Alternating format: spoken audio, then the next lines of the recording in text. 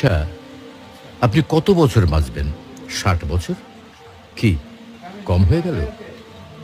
আচ্ছা, বড় জোর ৭০ না হয় ৭৫ বছর। আর যদি খুব লাকি হন তাহলে ৮০ অথবা তার একটু বেশি।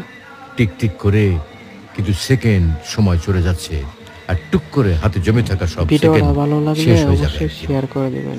একজন মানুষের কাছে যখন কয়েকশো কোটি টাকা থাকে, তখন তাকে টাকার বিলাসিতা মানায়।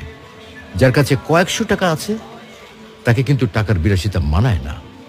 আপনার আয়ু যদি কয়েক হাজার বছর হতো, তাহলেই সময়ের বিলাসিতা আপনাকে মানাতো। এত অল্প আয়ুতে মন খারাপ, কষ্ট, পচা ব্যাপার স্যাপারগুলোতে সময় নষ্ট সুযোগ কই? তার চেয়ে বরং ইসলামিক ভিডিও পেতে ফ্যামিলিকে চ্যানেলটি সময় দিন, সাবস্ক্রাইব ভালো করে বই পড়ুন, রাখবেন। টুক করে বেরিয়ে আসুন চমৎকার কোনো জায়গা থেকে। রাত জেগে আকাশ দেখুন, ভোরের সূর্যোদয় দেখুন, সন্ধ্যায় পাখিরা কিভাবে ঘরে ফেরে সেটা দেখুন, নদীর ঢেউ অনুভব করুন। একটু ভাবুন, আজকের এই দিনটা যদি আপনার অথবা আমার শেষ দিন হয়, তাহলে আপনার আমার পরিবারের কালকে কি হবে? অবশ্যই আল্লাহ দেখবেন, কিন্তু এই পরিবার আর নিজের জন্য যে এত সময় নষ্ট করছি, তার কি হবে?